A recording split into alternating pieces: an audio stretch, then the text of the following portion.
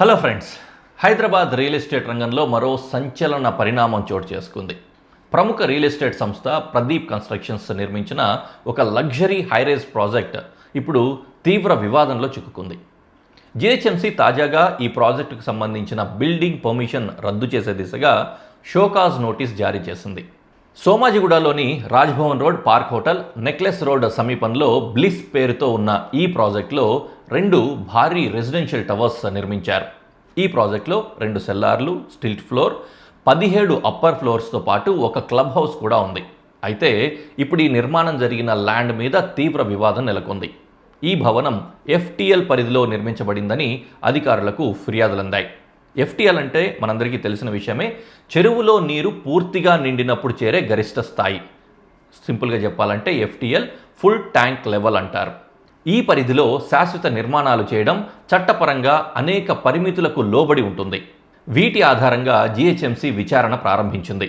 విచారణ అనంతరం GHMC act 1955లోని section 450 ప్రకారం ప్రదీప్ కన్స్ట్రక్షన్స్కు షోకాజ్ నోటీస్ జారీ చేశారు. GHMC అభిప్రాయం ప్రకారం బిల్డింగ్ పర్మిషన్స్ తీసుకునే సమయంలో కీలకమైన విషయాలను దాచిపెట్టారని, మెటీరియల్ మిస్రిప్రజెంటేషన్ ఇంకా సపరేషన్ ఆఫ్ మెటీరియల్ ఫ్యాక్ట్స్ జరిగాయని నోటీసుల్లో పేర్కొంది. అంటే అనుమతులు పొందే ప్రక్రియలో పూర్తి వివరాలు వెల్లడించలేదు లేదా తప్పుదోవ పట్టించే విధంగా సమాచారం ఇచ్చారు అనే కోణంలో GHMC పరిశీలిస్తోంది.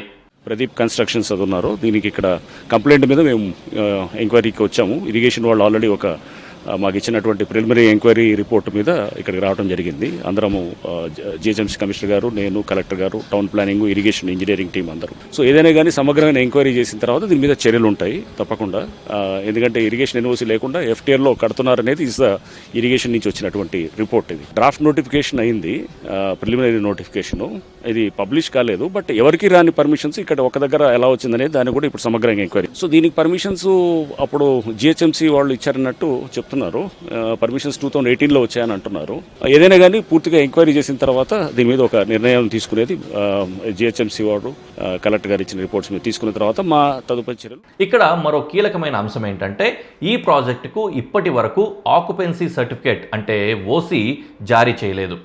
ప్రదీప్ కన్స్ట్రక్షన్స్ ఇప్పటికే OC కోసం దరఖాస్తు అయితే చేసినప్పటికీ ప్రస్తుతం GHMC ఆ దరఖాస్తును హోల్డ్లో పెట్టింది.